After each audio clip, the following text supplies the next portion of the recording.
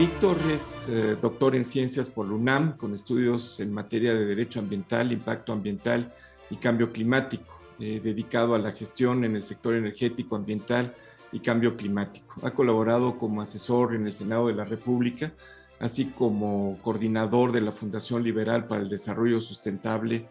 Fue director ejecutivo de la Asociación Nacional de Energía Solar y ha colaborado con gobiernos municipales, estatales y el sector privado en planeación de proyectos y estratégica.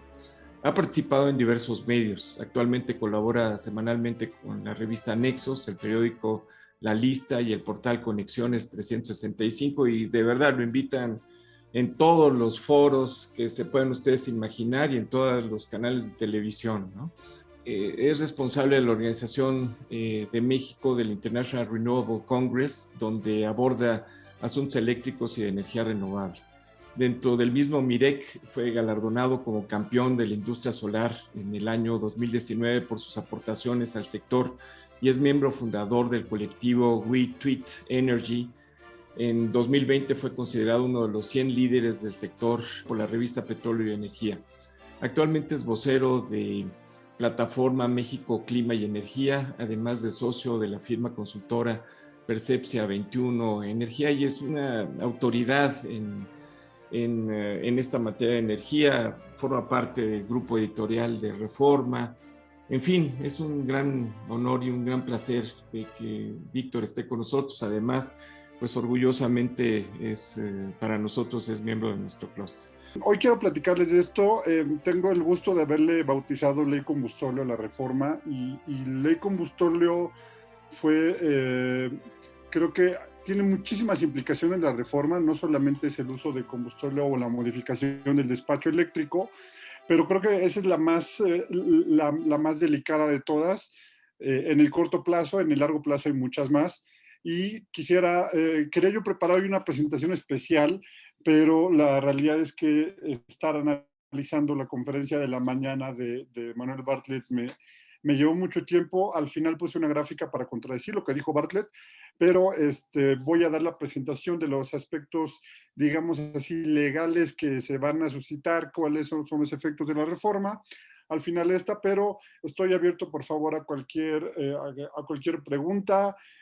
Por mí no hay problema. Si gustan interrumpirme a la mitad, yo no tengo ningún problema.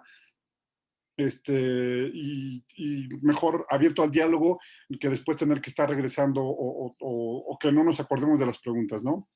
Entonces, bueno, la reforma eléctrica de 2021, Ley Combustóleo, que le hemos llamado causas, implicaciones y efectos.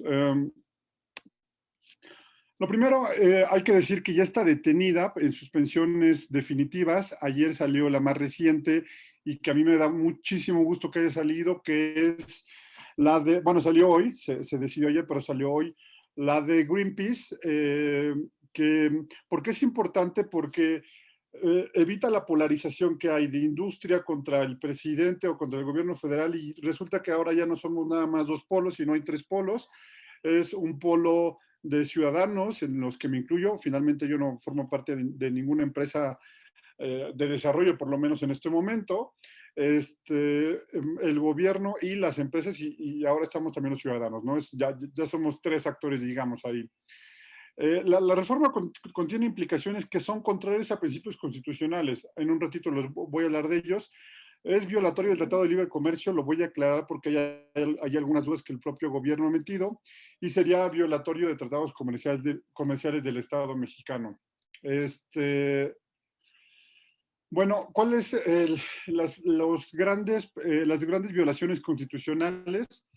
La primera es que recordemos que por principio no puede haber una ley retroactiva, y la ley, o más bien la reforma a la ley, no tanto la reforma a la ley, sino los artículos transitorios de la reforma buscan derogar los permisos de autoabastecimiento, y también buscan que haya una revisión. Yo no entiendo cuál va a ser la revisión, pero hablan de la revisión de los productores, de los contratos de productores independientes de energía. Quisiera hablar de estos dos puntos. El primero es, bueno, lo de la retroactividad creo que todos lo entendemos, pero ¿por qué me parece absurdo lo de la revisión de los PIEs? Primero, la revisión legal de los productores independientes de energía, de estos contratos, ya se hizo. El propio Manuel Bartlett promovió una reforma, perdón, una controversia constitucional cuando era senador de la República, en la cual él cuestionaba la legalidad de los productores independientes de energía.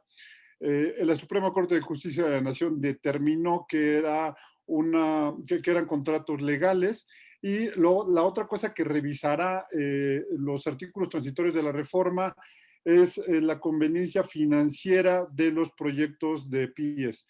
Los proyectos de PIES son básicamente de dos tipos, de ciclo combinado y de eólico. Los eólicos, en el momento en el que se licitaron, el costo de la energía era muy alto, perdón, el costo de tecnología era muy alto, y al final son contratos de un costo relativamente alto. No es lo más alto del sistema, y lo vamos a ver en un ratito. Pero la otra es que los productores independientes de energía con la modalidad de ciclo combinado tienen en promedio 30% costos menores que los costos de los propios ciclos combinados de CFE. Se viola el principio de libre concurrencia en actividades no limitadas al Estado. Recordemos que solamente transmisión y distribución están reservadas al Estado. El resto son actividades que no están limitadas y por lo tanto hay libre concurrencia. Entonces, por ejemplo, la reforma busca que si tú quieres un permiso de generación tenga que estar dentro de la planeación del Estado. Entonces, eh, hay dos cosas, o el Estado es muy cerrado y dice solamente lo que yo quiero es lo que se va a hacer, con lo cual cualquier permiso quedaría prácticamente amarrado de manos, incluso permisos de generación para autoconsumo. No se llama autoabastecimiento, sería para usos propios, por ejemplo, o para, bueno, cualquiera de usos, de usos propios quedaría también muy limitado, ¿no? Y la segunda es que eh, pidas o busques que tu proyecto quede dentro de la planeación del Estado. Y eso significaría o que queda bien o que tengas que quedar bien por fuera. Abre la puerta a la corrupción, en pocas palabras. La otra es que recordemos que el Acuerdo de París en materia de cambio climático es un acuerdo que está ratificado por el Senado de la República, y por lo tanto adquiere carácter de constitucional y, pues, insisto, está al nivel de la Constitución. La reforma de la LIE, como está en los hechos, no permite o no da las herramientas necesarias para alcanzar los acuerdos de París, que están a su vez trasladados a la ley de transición energética y a la propia ley de la industria eléctrica, en sus artículos transitorios. Bueno, ¿qué artículos del Tratado de Libre Comercio estarían violados? Lo primero es que siempre el presidente y su equipo han dicho, hay un artículo en el tratado, en un capítulo en el Tratado de Libre Comercio que habla de que tenemos libertad para cambiar la Constitución. Pues sí, pero resulta que es el capítulo 8 del TEMEC. Pero el capítulo 8 del TEMEC, si lo bajara y se los presentara a ustedes, habla de hidrocarburos. Y este artículo de hidrocarburos te dice que es una copia de la Constitución, y dice que los hidrocarburos que están en el subsuelo pertenecen originalmente a la nación, y que puede haber contratos que se prohíben, creo que no hay alguna prohibición ahí, y al final que se puede cambiar, que México tiene la soberanía para cambiar la Constitución, pero habla solamente de hidrocarburos, no habla de electricidad. Entonces este artículo, aunque está ahí, no es válido. Y los otros 4 capítulos hablan de protección de inversiones, que dice que se mantendrán las condiciones para que las inversiones se garanticen en su rentabilidad. Medio ambiente, la política de competencia y buenas prácticas regulatorias. Adelante, Ubaldo, ¿tienes una pregunta? Y un pequeño comentario, Sí. Víctor, respecto a lo que comentas del Acuerdo de París. Solo una puntualización. En el Acuerdo de París no hay ningún compromiso energético. Hay solamente un compromiso de reducción de nivel de emisiones. Entonces, en ese sentido, no se viola el Acuerdo de París, pero sí se complica su cumplimiento, porque la ruta que se planteó México en el sexenio anterior sí incluía como un punto muy importante las renovables. Entonces, nada más es puntualización. Totalmente de acuerdo contigo, sí, así es. Para eso están los objetivos nacionalmente determinados. y el NDA de México en materia energética dentro del, digamos, del acuerdo marco que sería París, es lo que no se lograría, pero te asiste toda la razón. Muchísimas gracias. Bueno, la política de competencia es que le vas a dar exactamente el mismo trato a todos. Si esta reforma, y nadie lo dice o nadie necesita decirlo más que el presidente mismo lo dice, esta reforma lo que busca es darle preferencia a una empresa. Entonces, pues obviamente se vuelve contraria a la Constitución de forma casi automática, ¿no? Luego, buenas prácticas regulatorias, pues también se está violando esta parte porque las prácticas, no hay una verdadera consulta regulatoria, no hay participación del sector privado en esta parte. Es un poco más amplio este capítulo, pero también termina siendo violado por lo menos desde ese inicio, ¿no? Bueno, los efectos. El primero es que, lo decía hace un rato, se sujetan los permisos de generación a la planeación del Estado. ¿Esto qué quiere decir? Que si tú quieres instalar capacidad de generación mayor a 499 kilowatts de capacidad de generación, necesitas un permiso de generación y entonces necesitas que esto esté de acuerdo a lo que el Estado planea hacer en el futuro. Lo segundo es que evitaría la libre concurrencia y limita la oferta a la que quiere el Estado. O sea, solamente es una visión, y aquí a lo mejor voy a abrir un gran debate, pero, y bienvenido el debate. Hay gente que habla de que la planeación tiene que estar en el Estado y que solamente las plantas como las planea el Estado y lo que debería de darse para que hubiera una planeación que permitiera la seguridad del despacho y la confiabilidad de la red.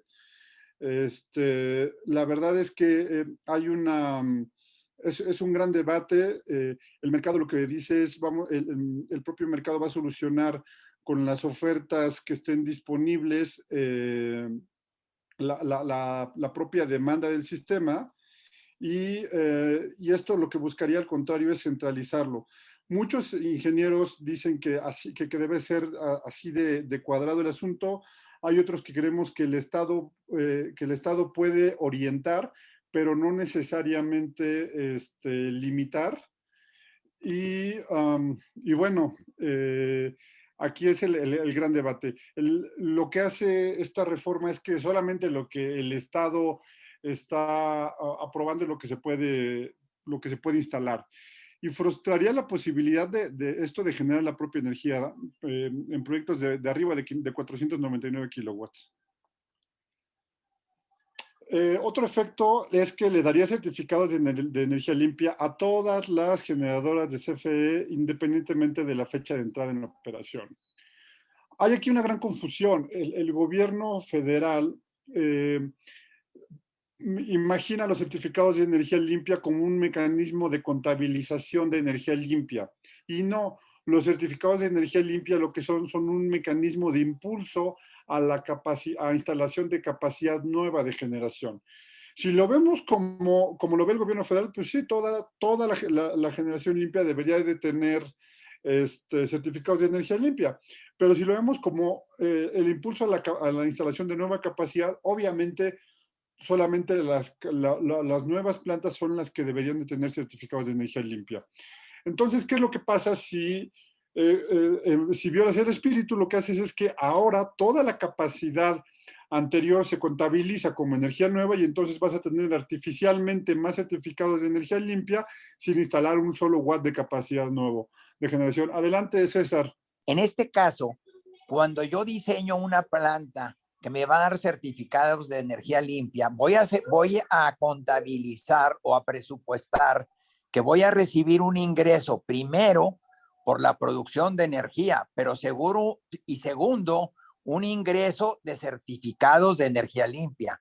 ¿Qué pasa si yo calculo que este certificado, por poner un caso, valga 100 pesos y ahora, como le dieron ese derecho a CFE, el certificado vale 10 pesos? El daño no sé en qué porcentaje sería en lo que te impacta, pero de que te va a impactar es claro.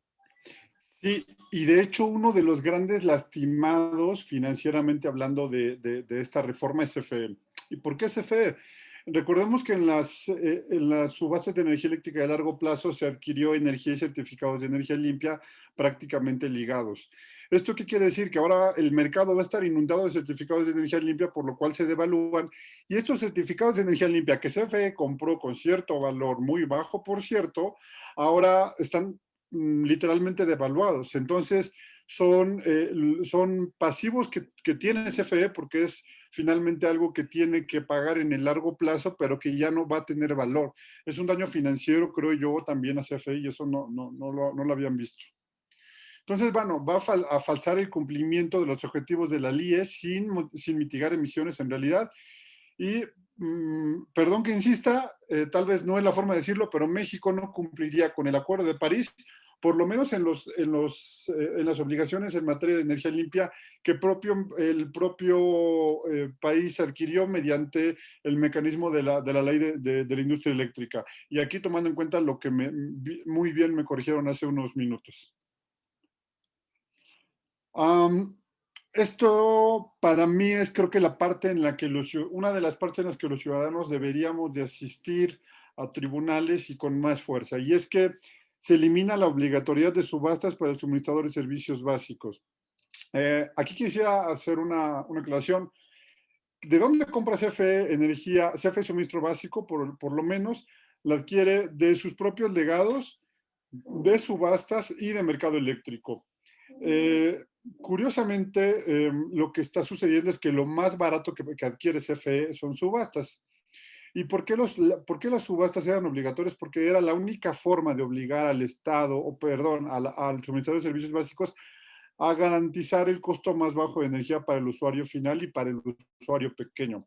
Si ahorita CFE se queja de que, y perdón por decir las marcas, pero se queja de que Oxxo, Walmart y Bimbo entregan energía, tienen costos de energía más baratos, en realidad de lo que se deberían de quejar es de que los demás tenemos costos altos y empezar a buscar generadores más baratos para que el costo de energía fuera bajando. ¿Y cuál era el mecanismo para hacer esto? Eran las subastas. Ahora se van a volver opcionales y eso me parece muy peligroso. ¿Qué haría esto? Permitiría que CFE, suministro básico, decida discrecionalmente los contratos de compraventa de energía. Cuando digo esto, mucha gente, y sobre todo CFE, me dice, bueno, pero es que esto se trata de que en realidad CFE firme contrato con las generadoras de CFE para asegurar el despacho de las plantas de CFE.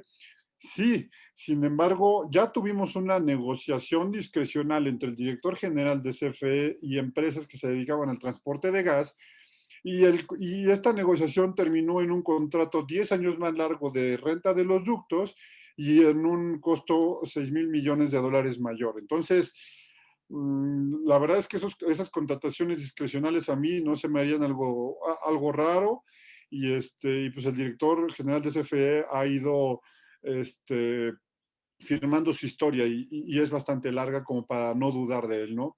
Y no quisiera hacerlo personal, pero la historia ahí está. La segunda es que esto no garantiza el uso de las fuentes de energía más baratas que se puede usar por el suministro básico. Permitiría que se usen todas las plantas más caras de CFE y incrementaría finalmente el costo de la energía al usuario final. Mucha gente me dice, oye, ¿y tú crees que va a subir la factura de energía eléctrica? Obviamente para los hogares no la van a subir, y menos pensando en un presidente que solamente piensa en función de las elecciones. Lo que van a hacer es van a subirle el costo de la energía eléctrica a quien no recibe subsidios, que es básicamente la industria y el comercio.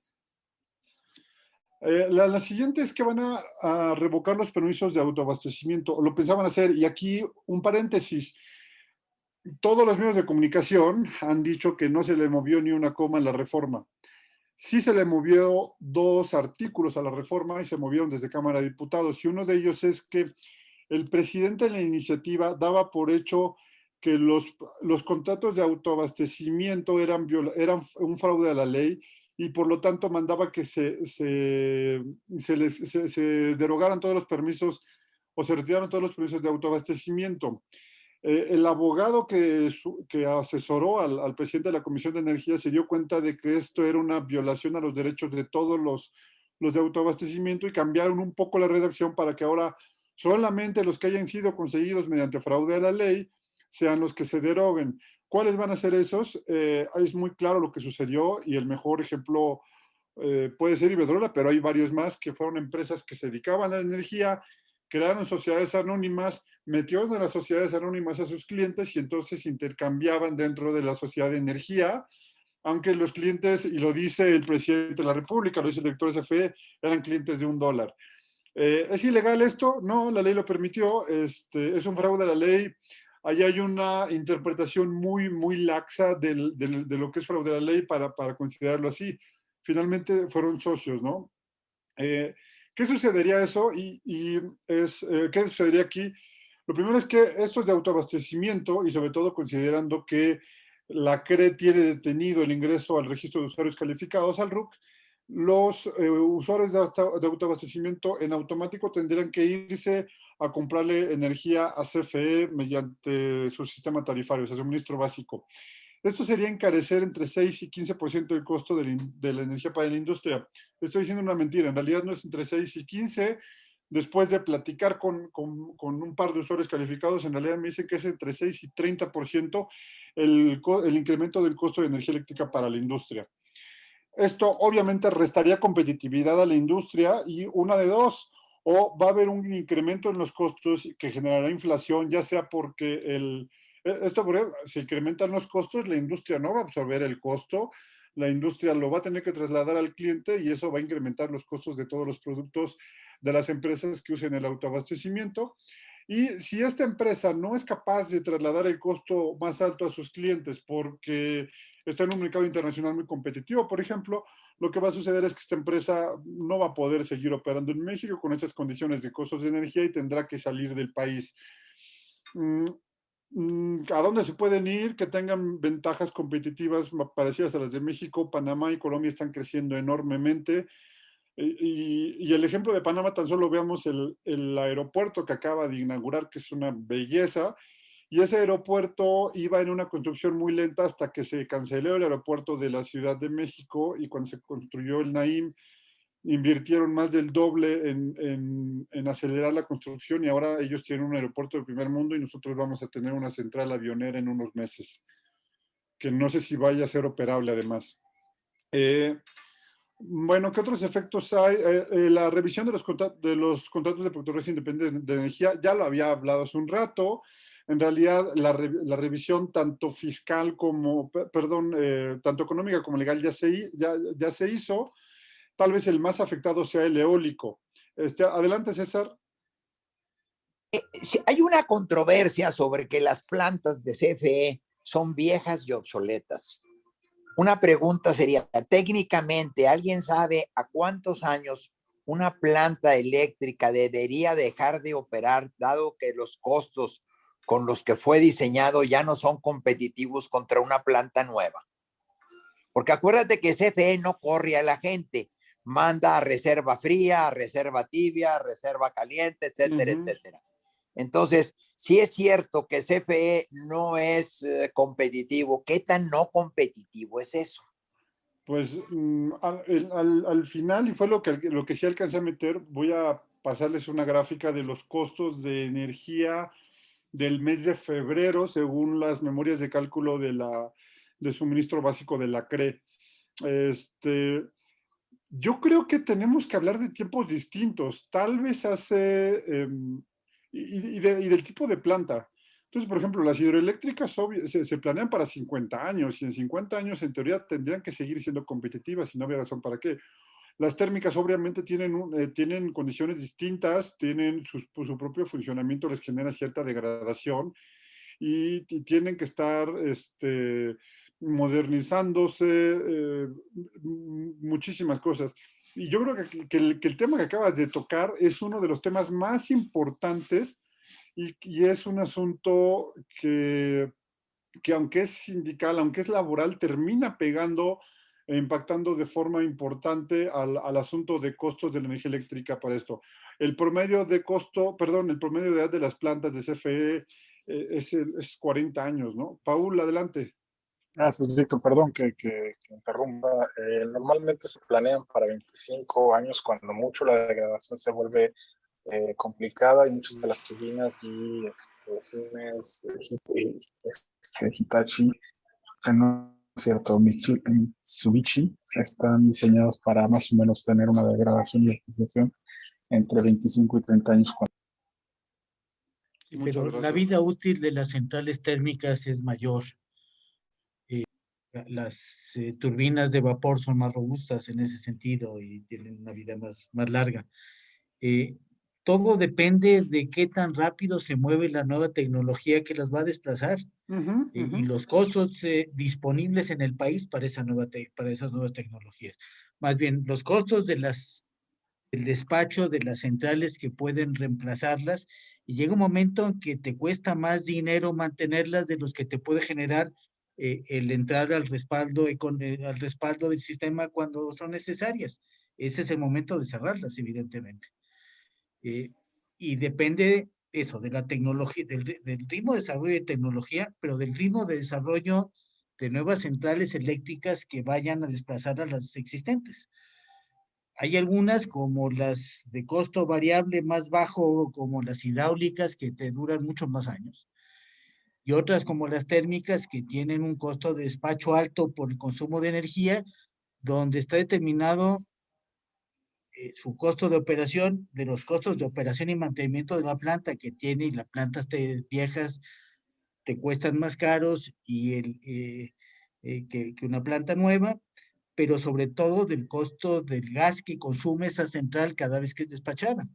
Y llega un momento en que si es gas, si es combustible, peor todavía, porque no hay tarifa eléctrica más que las de muy alto, las muy altas de muy bajo consumo, las de los usuarios domésticos que no están subsidiados, o las que van a los servicios municipales, que pagan el costo de combustible, o las demás ni siquiera pagan el costo de combustible. Una tarifa eléctrica industrial, aún en hora punta, no paga el costo del combustible que necesitas para despachar un kilowatt hora en la hora punta, ¿no? Con el costo del combustible en la refinería, ya ni siquiera ha contabilizado el costo de transportarlo y almacenarlo en la central eléctrica. Pues sí, es una locura seguir guardando centrales eléctricas que te cuestan más caro mantenerlas disponibles de lo que te generan cuando las utilizas, a menos que el país no tenga otras disponibles para enfrentar una emergencia. Entonces las guardas, las tienes a disposición. Pero si no es el caso, tiene todo el sentido sacarlas de operación y reemplazarlas en el mismo lugar, para aprovechar el contrato colectivo de la gente capacitada, la subestación eléctrica y la red de transmisión, montar una central moderna en el lugar donde estás dando de baja la central antigua. Nada más acotar dos cosas. Uno, que precisamente CFE no despacha, no despide a las gentes una vez que para una central. Eso debe ser una carga laboral tremenda. Y la segunda cosa es, ya que estamos hablando del combustóleo, precisamente, ahorita hay que meter en la ecuación el precio que CFE logra de Pemex en el combustóleo. Los últimos contratos de 8 pesos los bajaron a 1 peso, porque era la única forma en que a CFE podía justificar usar combustóleo contra gas natural. Entonces ahora tenemos que considerar o no considerar alto precio en el combustóleo. Debemos de considerar alto mantenimiento, que es lo que produce precisamente el uso de combustóleo. Pero el precio debe ser como un 10 o 15% más barato que el gas. En este momento, el precio que le transfiere Pemex a CFE el combustóleo. Sí, no, es más barato, pero tiene costos adicionales, ¿no? Como los costos de preparación del combustible, ¿no? Afirmativo, totalmente. Por eso se supone que te lo doy un 10 o 15% más barato, con lo que pagas cuando menos el calentamiento, el flete, etcétera. No así el incremento en el mantenimiento. pero cuando menos lo pones en términos más competitivos. Pero en la medida que el gas, como ahorita que ha estado bajando, todavía va a arrastrar más el precio del combustible hacia abajo, y obviamente con la operación de Pemex de produciendo un 30% de combustible, pues yo creo que los números ahora para Pemex deben estar terribles, ¿verdad? Porque el ingreso mucho mejor te sale no hacerle nada a ese crudo que tomar el crudo y el 35% venderlo a peso. Sí, digo, de acuerdo, el asunto de costos ahí no es solamente ligado al combustible como tal, sino a los costos del combustible. Bueno, sigo con esta parte que decía yo que abre la puerta a la negociación discrecional de los contratos. Pero bueno, estos contratos fueron establecidos mediante licitaciones públicas internacionales. No tendría por qué, por qué volverse a negociar algo así, y en realidad lo que está sugiriendo es que las negociaciones discrecionales están por fuera de la ley y sugieren corrupción, ¿no?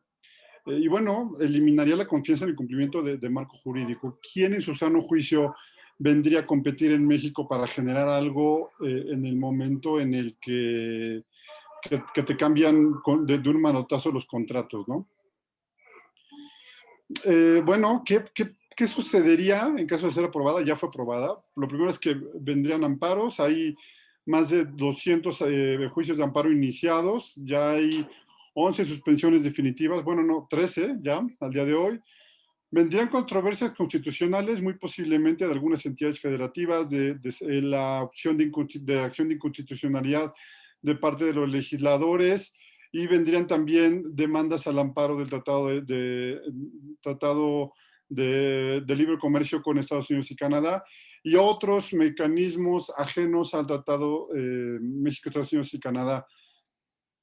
Entonces, bueno, son los problemas. Yo espero que esto pare en la Corte, porque si no para en la Corte, el costo va a ser altísimo, y este es el costo que tengo calculado hasta ahorita. Tan solo indemnizar a los participantes de subastas de energía eléctrica a largo plazo significaría 18,000 millones de dólares. El autoabastecimiento también significaría una cifra más o menos parecida, aunque esto es muy difícil de calcularla porque son costos internos de las empresas. Y mercado eléctrico, he calculado hasta ahorita que significaría cancelarlo, unos 43,000 millones de dólares a las inversiones que hay. Y el productor independiente de energía, que no lo pongo acá porque en realidad el nuevo despacho que propone el presidente lo que significa no es otra cosa sino negociar con ellos, entonces no necesariamente son desplazados, y en el despacho la iniciativa los deja en segundo lugar. Oye, Víctor, nada más Adelante. una pregunta. ¿Ya estás considerando los 2,000 millones de dólares que no vendrían en inversiones previstas para este año en energías renovables ahí en tu No, cálculo? estos costos solamente tienen, insisto, por favor no consideremos autoabastecimiento, los calculo siempre en 61,000 millones de dólares. Estos costos son solamente los ingresos esperados de lo que ya está instalado y operando en este momento en la red eléctrica. No es de lo que dejaría de venir ni nada, solamente lo que ya está operando. Ok, gracias. Entonces sería 61,000 millones de dólares de indemnizaciones a lo que ya está en operación. Te recuerdo que la única comisión que se juntó previo al estudio del proyecto en la Cámara de Diputados fue la Comisión de Presupuesto. Y la Comisión de Presupuesto estimó los daños en 1.2 billones de pesos. Eso es lo que costaría la nacionalización de la industria eléctrica, porque eso es lo que sería. Habría que liquidar a todas estas empresas, y ellos por alguna razón curiosa lo estudian y se lo dan a conocer. No sé si en el fondo lo que están diciendo es vamos a autorizar este dinero, porque ¿qué va a pasar con las empresas que precisamente las sacas de operación cuando ya tienen sus plantas? Pues esas plantas van a recurrir no a una expropiación, a una nacionalización, y tendrían derecho, así como tú lo indicas, a que se les liquide. Ok, sí, de acuerdo. Sí, estos 61,000 millones de dólares significan 1.22 billones de pesos, justamente. Bueno, los otros efectos son incrementos de costo de energía en tarifas no subsidiadas. Luego vendría el incremento de emisiones, que indirectamente, pero generaría el cumplimiento de París. No solamente no disminuirían, sino que incrementaríamos emisiones. En realidad es un freno a las nuevas inversiones. ¿Quién invertiría en México sabiendo que su planta de generación solamente se irá a tercer lugar de despacho y que quién sabe si despache? Incrementa la discrecionalidad y el espacio, obviamente, a la corrupción y las indemnizaciones millonarias de las que ya hablé. Esta gráfica la saqué hace un ratito, es la comparación de costos de generación de CFE contra privados y estos son costos de febrero de este año, de acuerdo a las memorias de cálculo de suministro básico. El de Turbogás fue algo un poco inusual, fue arriba de 8,000 pesos el megawatt hora. La termoeléctrica convencional estuvo por ahí de 2,600, de casi 3,000 pesos el megawatt hora. Y el ciclo combinado de CFE estuvo arriba de los 2,300, mientras que el ciclo combinado PIE estuvo abajo de los 1,000 pesos. Entonces, el caso más caro que hay de privados son los eólicos PIEs, y que están sí más altos que algunos costos de CFE, pero son muy pocos. Y de hecho esta gráfica lo que quería hacer yo era hacer las barras tan anchas como fuera la influencia, pero no la veo. Digo, no lo pude llevar a buen término ya por tiempo, pero estos son los costos actualizados. Y bueno, hasta aquí dejo mi presentación, pero abro el espacio porque creo que tiene que venir mucho diálogo, ¿no? Yo sí escuché, dice Arturo, que en cuanto realmente le están vendiendo a la CFE el costo del combustóleo. Si no me equivoco, ¿verdad, Arturo? Correcto. Ok, no lo podemos saber. La verdad es que el combustóleo que se vende de Pemex a CFE, lo vende directamente Pemex Transformación Industrial y no tenemos un costo real. Sé que hubo dos discusiones dentro del sector energético, al inicio al final del año pasado, a mediados del año pasado, y al inicio de este año, y la discusión terminó en que primero se fue a pagar el costo de combustible, el costo real al costo de mercado a Pemex, pero después parece que se lo está dando a descuento. El costo real no lo sabemos, pero lo que hacemos, independientemente del costo real, el costo de la energía generada por combustible no es solamente el costo del combustible, sino de toda la generación, que incluye solamente el costo de transporte, el costo de preparación del combustible es distinto, ¿no?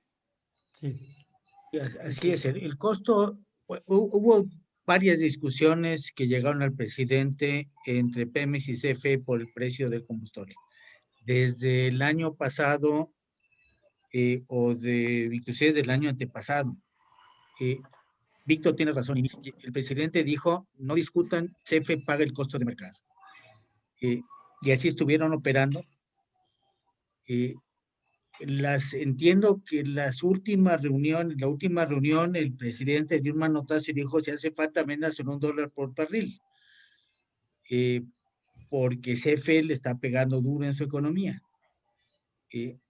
Ahora, el hecho real es que el sistema de refinación nacional pierde dinero en las condiciones en que está cuando vendía el combustóleo a CFE al precio alternativo de oportunidad. Y pierde cantidades importantes de dinero. Vamos, los costos marginales del barril de petróleo, si lo exportas o lo importas y contabilizado, tus costos marginales de operación de la refinería a los costos alternativos que tienes de exportar tu barril de petróleo adicional al mercado de exportación o importar o producir tus barriles de gasolina y diésel, pierde dinero, no le alcanza ni siquiera para pagar los costos de procesamiento del barril de petróleo en México. Le convendría más a Pemex exportar ese barril de petróleo e importar los destilados que procesarlos en el país. Y hay que tomar en cuenta o sea, que además de los costos de operación de la refinería, el sistema de refinación tiene que pagar su participación de los costos del corporativo de Pemex, su participación de la carga financiera, su participación del pasivo laboral. Sobre todo el pasivo laboral, que es refinación, es el que contribuye en mayor medida al pasivo laboral del sistema.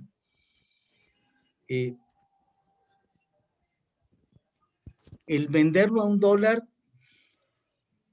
pues tiene varias consecuencias desastrosas. Mejora la imagen de la Comisión Federal de Electricidad, pero compromete todavía más las finanzas de Pemex, que ya están de por sí comprometidas, que está obligando al país a entrar al financiamiento directo del refinanciamiento de la deuda de Pemex. Lo está tomando ya el Estado mexicano en lugar de refinanciarlo Pemex, porque están más castigados los nuevos bonos que emite Pemex que los nuevos bonos que emite el gobierno federal. Evidentemente esto llega a un momento en que lo que estás es comprometiendo la calidad crediticia del país. Pues no veo que ponerle un costo de transferencia artificialmente bajo de Pemex a CFE mejore gran cosa más que la imagen o la presión que tiene en este momento CFE, pero a nivel de las finanzas públicas y de las finanzas del país y su estabilidad financiera, da exactamente igual de qué bolsillo lo sacas y en qué cuenta pública lo registras, ¿no? Coincido, o sea, en realidad no hay ningún beneficio más que liberar el combustóleo, ¿no? Mandar el combustóleo a quemar y permitir la operación plena de todo el Sistema Nacional de Refinación. Lo que pasa es que eso forma parte de otro problema, el problema de que yo quiero mantener las refinerías operando y quiero mantener las refinerías operando con una dieta que no es la que corresponde. Entonces, en lugar de sacar un 5, 6, 10% de combustóleo, saco casi el 35%, que son las últimas cuentas con las que hemos trabajado y que nosotros en los clústeres, ahí con ustedes, hablamos ampliamente de este tema. Entonces, por otro lado, si ahorita el mercado internacional no me lo compra, el único que puede comprármelo es CFE. Y CFE, como contraprestación, lo único que dice es, espérame, pónmelo cuando menos a como me cuesta el gas, defendiendo sus propias finanzas. Y entonces eso hace que el precio de transferencia, en teoría pactado, no anda arriba de $1. Puede, como dice el doctor, pues da lo mismo, cabo que es de una bolsa a otra. Bueno, sí es cierto, es de una bolsa a otra, pero al final el daño a las finanzas propiamente de Pemex son muy graves, y por otro lado nos deja el problema todavía subsiste de quemar ese combustóleo por CFE. Sí, correcto. Digo, finalmente lo que cierra la pinza ahí es algo que veníamos viendo no desde el año pasado, sino desde el año antepasado que esto iba a suceder, ¿no? Víctor, lamentablemente. Hoy en la mañana el presidente se echó casi 2 horas y participaron varias personas de Comisión Federal de Electricidad, ¿no? Poniendo unas gráficas y unos números por ahí. No sé si tienes algún comentario sobre lo que se presentó. Es justo lo que presentaba ahora sí que en mi presentación en la última, en la última gráfica la voy a volver a poner. Esta gráfica en realidad está tomada de las memorias de cálculo de suministro básico de la CRE, y se ve clarito cómo los números no tienen nada que ver con lo que hoy se proyectó en la mañana, ¿no? ¿Qué está haciendo el gobierno federal? Está haciendo una mezcla de declaraciones de un tipo y del otro. Están mezclando autoabastecimientos para decir que los privados renovables no pagan porteo, cuando pues, obviamente sí se paga. Están hablando de contratos, están mezclando los PIEs, por ejemplo, y los altos costos que pudieran tener los eólicos PIEs mezclándolo con los altos costos de las, perdón, con los bajos costos de las subastas que no tienen absolutamente nada que ver y toda esta mezcla la están haciendo para intentar confundir y dar información de que las renovables son caras, ¿no? Yo creo que es desafortunado y esta parte es la más delicada. En esta gráfica lo que se ve, esta barra roja, la más grande de las rojas, son los pies eólicos. Estas dos, este es el eólico de las subastas de largo plazo. Como vemos, es una parte, yo diría que en orden de proporción 2 veces menor el eólico que el eólico de pies. Y es aquí donde están intercambiando información, ¿no? Y diciendo que son muy caros y que son de largo plazo y que es una deuda y que estos son más caros que algunas plantas de CFE, que en esto tiene absolutamente toda la razón, pero esto en proporción son 160 megawatts, que es la capacidad, perdón, 650 megas, un poquito, 600 megas, la capacidad instalada, mientras que aquí estamos hablando de varios gigas de capacidad instalada que son mucho más bajo. Entonces, desvirtuar estas tres por esta es una mala información que está haciendo el gobierno. Recordemos que estos dos contratos, los de ciclo combinado y los pies eólicos, son contratos previos a la reforma y pues básicamente es con lo que están intentando desvirtuar el resto, estos otros tres, con estos dos, ¿no? En esta gráfica no podemos ver nosotros a los autoabastecimientos, y los autoabastecimientos son los que tienen costos muy altos, son los que tienen el costo preferencial de transmisión. Estos que estábamos viendo ahorita son algunos que tienen costos que solamente le reportan a CFE Suministro Básico, que nadie más las lleva a cabo, y ese es el punto importante, ¿no? Hola, Víctor. Yo tuve una duda en la presentación de Bartlett cuando decía que combustóleo era nada más que 5 o 6% de la generación. ¿Nos puede comentar sobre ese dato? Había pensado que era mucho más alto. ¿Perdón? En la presentación de Bartlett hoy día dijo que el uso de combustóleo en las plantas de CFE era nada más de 5 o 6%. Eso me pareció extraño y a ver si nos comentas. Ok, voy a abrir de nuevo el documento de... esta vez voy a abrir las memorias de suministro, las memorias de cálculo de suministro básico completas, no solamente el extracto que les estaba enseñando. Aquí se ven muy claros los datos de generación de cada una de las tecnologías.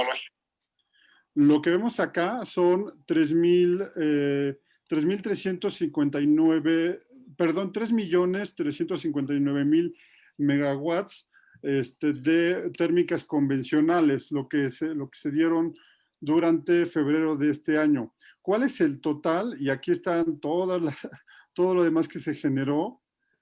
Al final, lo que se despachó durante febrero fueron 25 millones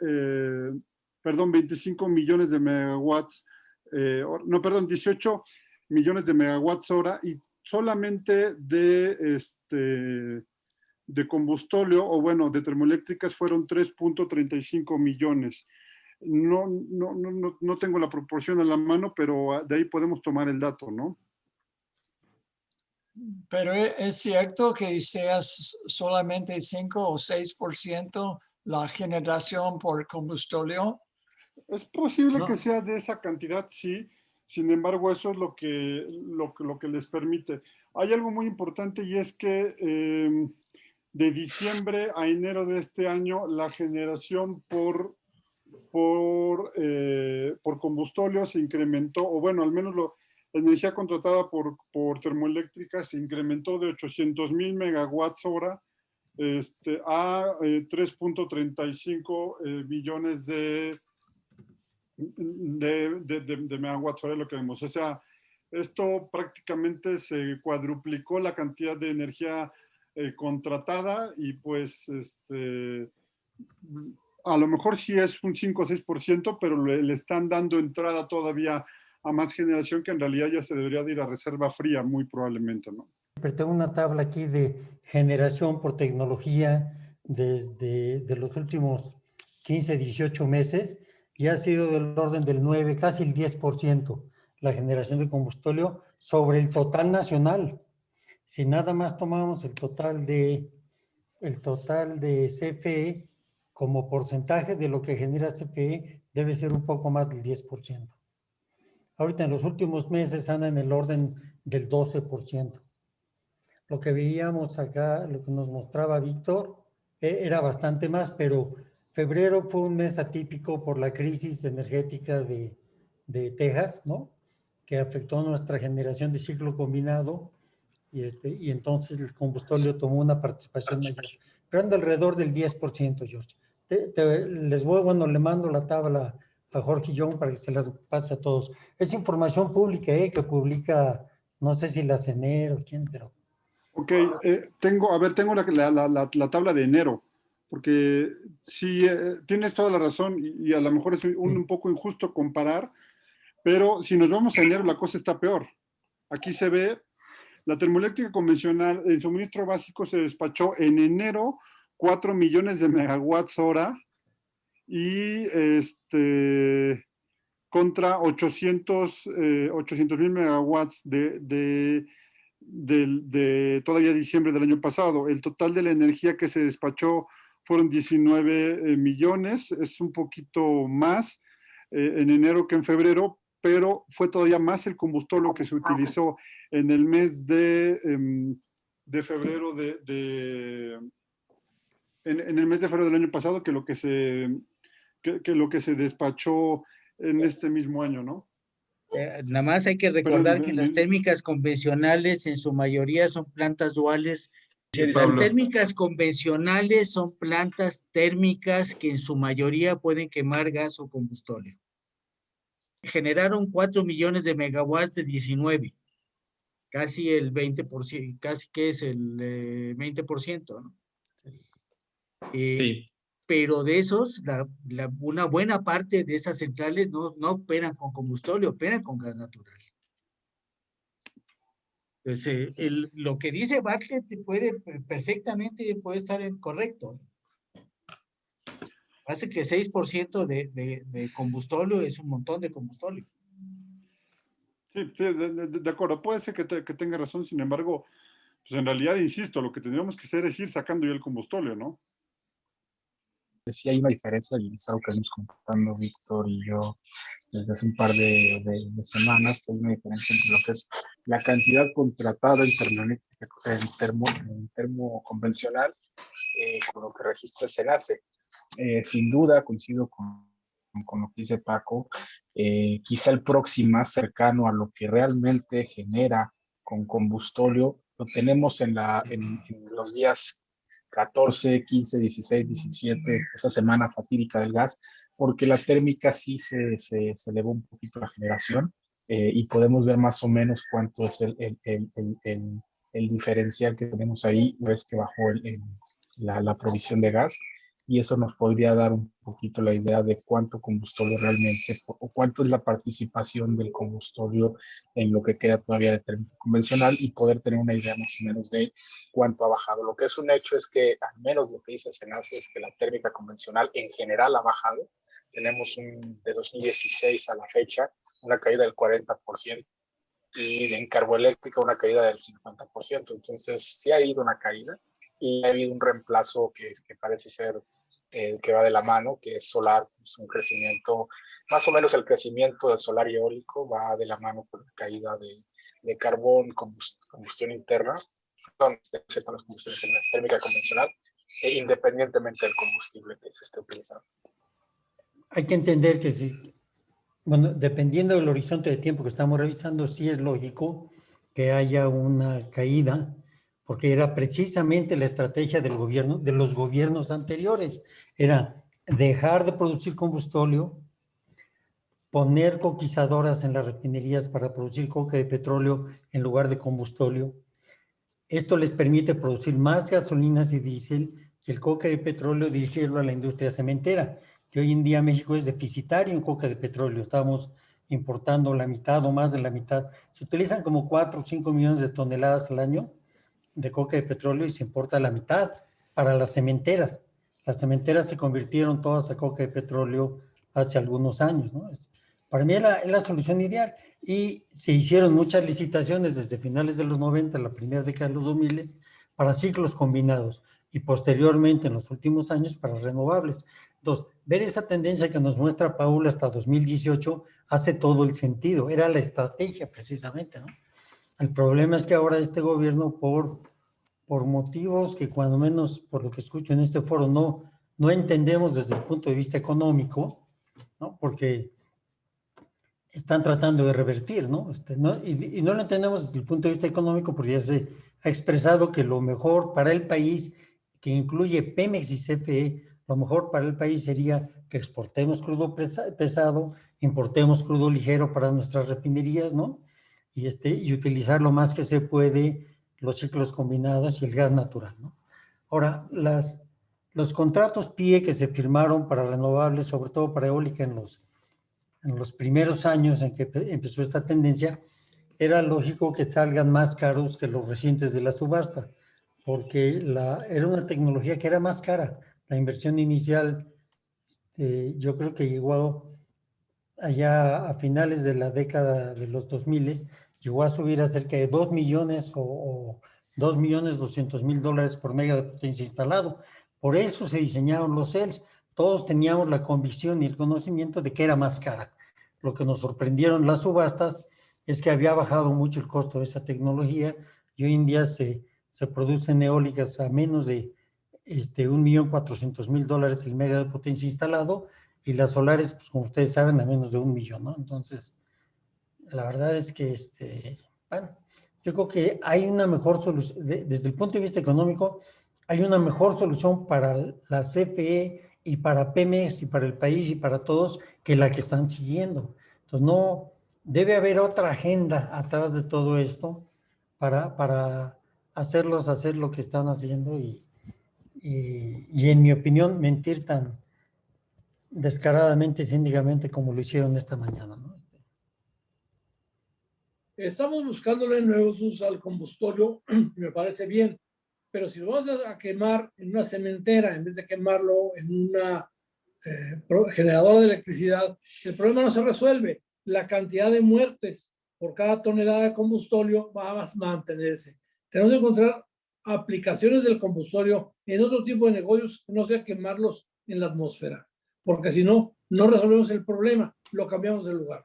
Alejandro, que uno de los problemas contaminantes del combustóleo es la emisión de SO2, ¿no? De SO2. Sí, claro. Y a nuestras termoeléctricas, porque nuestro petróleo tiene azufre, nuestro combustóleo tiene más, y si haces coque de petróleo, todo el azufre. Pero las cementeras tienen una materia prima tal, necesitan calcinar piedra caliza. Sí. Y la cal atrapa más del 95 o tal vez el 98% del azufre, se queda integrado en el cemento. O sea, la combustión de este combustible en una cementera sí es muy, muy, muy diferente que en una termoeléctrica. Las temperaturas de combustión de una cementera, como las de las dos termoeléctricas que hay en Tamuín que queman coque de petróleo, andan abajo de los 900 grados. Y eso impide que se forme NOx. Lo que no nos quitamos es el CO2. Ese sí se emite limpiecito de partículas, pero ese sí se emite toda la atmósfera. Las cementeras tienen muy buen sistema de limpieza de partículas, filtros y precipitadores electrostáticos. Yo sí creo que quemar ese combustible en las cementeras reduce a el 10% o menos la contaminación que causa cuando se quema en las plantas de termoeléctricas convencionales. Sí sería una ventaja hacer ese cambio, ¿eh? En la mañanera de hoy lo que se compararon son 5 tarifas, sí. Lo que paga Bimbo, lo que paga Oxxo, lo que paga una tienda convencional, lo que paga el consumidor normal y lo que paga la gente que no tiene subsidio. Donde yo creo que está el truco es en el razonamiento. ¿Cómo Bimbo tiene un autoabastecimiento? Él paga a peso. Entonces yo resto lo que paga un consumidor sin subsidio, que andaba como en el orden de 2.50, y ese 1.50 yo lo pongo como subsidio. Y así toda la gente de CFE explicó que ese diferencial es un subsidio. Yo creo que la interpretación es totalmente equivocada. Bimbo contrató con un privado, ese privado le vende a $1, ese privado gana dinero. ¿Dónde está el subsidio? Claro, tengo que justificarlo y entonces digo que la transmisión, digo que la planta cuando no opera que tengo que pagarla, digo muchas cosas y así es como justifico, pero es un problema de interpretación de esos números. No es que los números que nos haya dado Víctor coincidan o difieran, no es el punto es la interpretación que yo le doy a ese $1.56 de diferencia, de dónde sale, por qué Bimbo lo paga a peso y un señor que no tiene subsidio lo paga a 2.56. Ese verdaderamente, Jorge, es el problema de la discusión. Y la discusión radicaría entonces es en una tarifa de un autoabasto. ¿Alguien la está subsidiando? Porque ese es lo que la gente de CFE alega. ¿Alguien la está subsidiando? Yo creo que es un punto importante y es a lo que yo estuve machacando todo el tiempo. La verdad es que el argumento es súper falaz. O sea, ¿a qué me refiero con súper falaz? Y yo lo comparé con una tortillería. Perdón, pero siempre me gusta hacer ese tipo de analogías muy básicas. En una tortillería, comparemos quien compra las tortillas a mano con quien compra las tortillas hechas en máquina. Obviamente el que las compra de tortillería le salen más baratas que las que son a mano, y es como decir que todo aquel que compra en tortillería y no a mano está subsidiado por comprarla más barata, y que todo el diferencial entre el costo de la tortillería que el de hacerlo a mano es un costo, es un subsidio, ¿no? La verdad es que sí fue desproporcionado, y creo que lo que tendríamos que exigir al gobierno es que se usaran los canales legales que sí existen para disminuir el uso disminuir los costos y no fustigar al que tiene costos más bajos por sus eficiencias, por su desarrollo tecnológico o por otras razones, ¿no? Yo creo, Jorge, que lo que debíamos de trabajar es sobre el asunto de las tarifas y explicarlas claramente. ¿Cómo está el asunto de las tarifas? Porque ahí me parece que radica todo el centro de la discusión. Tienes toda la razón, César. Adelante. Siendo presentado, están comparando peras con manzanas de manera intencional. Estás comparando un usuario doméstico, subsidiado y no subsidiado, con una tienda de barrio. La tienda de barrio, todas las tiendas de barrio están en baja tensión, con el conjunto de tiendas Oxxo, donde una parte de las tiendas Oxxo chiquitas están en baja tensión y otras están en media tensión, o por lo menos con trifásica, en fin, pagan una tarifa, aún si fueran usuarios básicos de CFE, el conjunto de tiendas Oxxo a tarifa regulada, suministrado por CFE, estaría pagando una tarifa promedio más baja que las tiendas de barrio. Por del tamaño promedio de la tienda de Oxxo que está comparando. Ya no digamos Bimbo. Las unidades de Bimbo son todas mayores. Ahora, de esas Oxxo y de esos Bimbo, una parte importante de su energía, un 60, 70, 80% de su energía, la están comprando de una sociedad de autoabasto.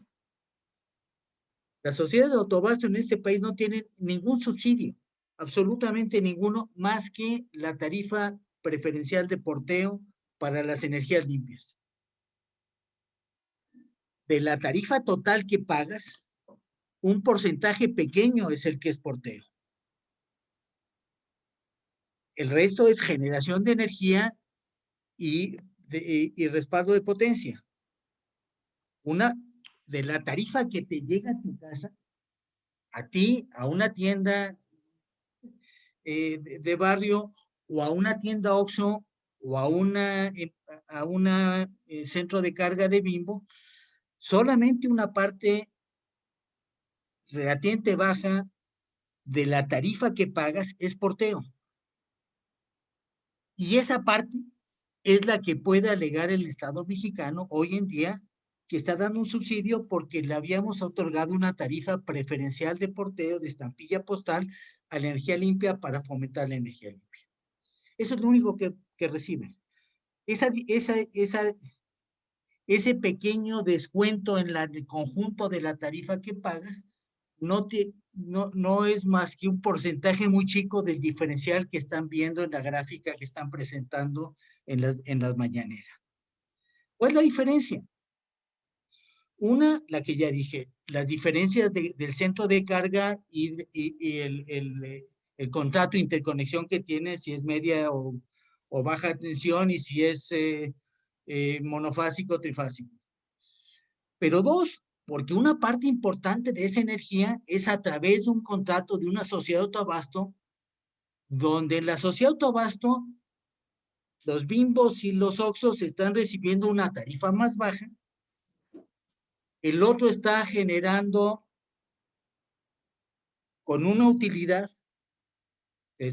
Son empresas que están teniendo utilidades y pagando impuestos, generando con un costo bastante menor que el que generan las centrales de promedio de CFE, y haciendo un negocio válido y lícito, que estaba autorizado antes y está autorizado todavía ahora en la actualidad, pero estaba perfectamente autorizado en las reglas del juego con que estábamos funcionando, y aunque Bartlett intentó en su controversia constitucional tirarlo abajo, la Suprema Corte de Justicia no entró al fondo de ese tema, porque dijo, y estos ya son contratos que están otorgados desde hace muchos años de una ley que no fue controvertida en su momento, y por tanto no vamos a entrar al fondo del asunto. Si es constitucional o no es constitucional, si se violaba la Constitución o violaba con las sociedades de autoabasto o los productores independientes de energía.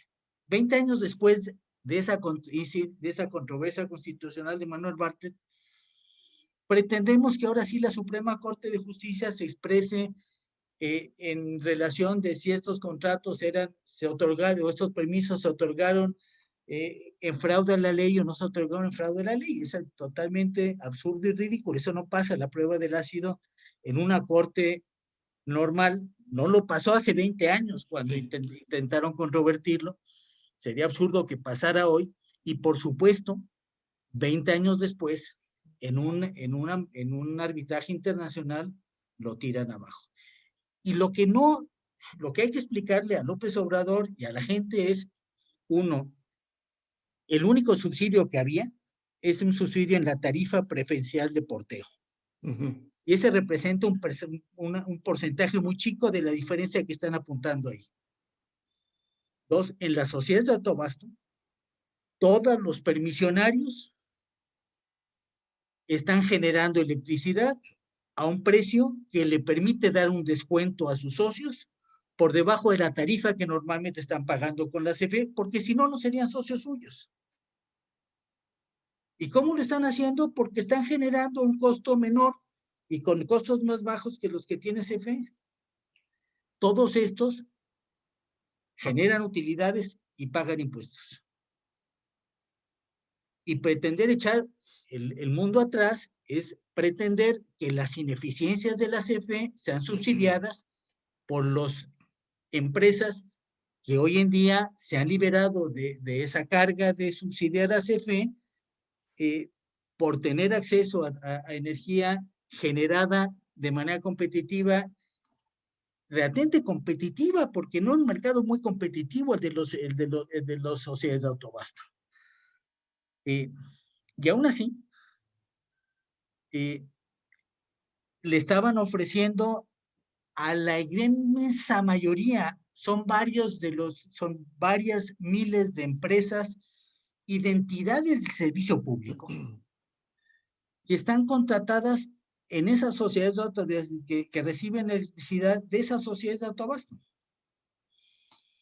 Y a todas estas es a las que se les pretende cancelar la ventaja que tuvieron en algún momento de tener acceso a una energía a un costo más bajo que se le ofrecía CFE a través de su tarifa regulada.